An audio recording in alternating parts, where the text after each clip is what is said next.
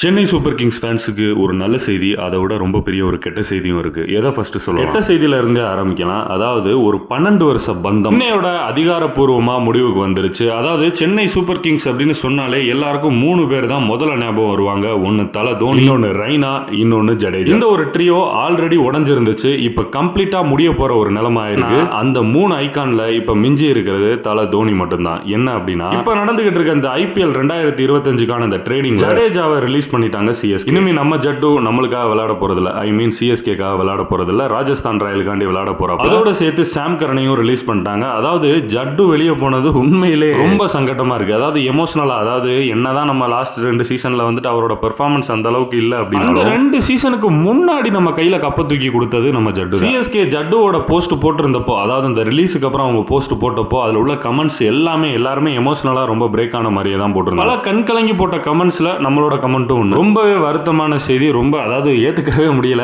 சரி, அடுத்து ஒரு நல்ல செய்தியை போய் பார்த்துடலாம். கேட்டேன், சஞ்சு சாம்சன் வந்து நம்ம டீமுக்கு வந்திருக்காங்க. என்னைய பொறுத்தளவு சஞ்சு சாம்சன் சிஎஸ்கே வந்து ரொம்ப சந்தோஷமா தான் இருக்கு. அதாவது சஞ்சு சாம்சனை எந்த அளவுக்கு அந்த எல்லோல பார்க்கும்போது நம்மளுக்கு சந்தோஷமா இருக்குமோ, அதே அளவுக்கு ஜட்டுவை வந்து பிங்க் கலர்ல பார்க்கும்போது ரொம்பவே வருத்தமா இருக்க போகுது. டோட்டலா வந்து இது சந்தோஷமான செய்தின்னு சொல்லிட மாட்டேன், இது வருத்தமான செய்தின்னு சொல்ல மாட்டேன். இது எனக்கு வந்து ரெண்டுமா இருக்கு. உங்களுக்கு இந்த சிஎஸ்கேவோட மூவ் எந்த மாதிரி ஃபீல் ஆகுது? அதாவது இது கரெக்டா இருக்குமா? இது சிஎஸ்கேக்கு வந்து பெனிஃபிட்டா இருக்குமா? இந்த ஒரு ட்ரேட் சிஎஸ்கேக்கு வந்து உதவ போகுதா, இல்ல இதுவே வந்து நெகட்டிவா அமைய போதா அப்படின்ற உங்களோட கருத்துக்களை கமெண்ட்ல சொல்லுங்க. அப்புறம் once again welcome Sanju, miss you Jaddu.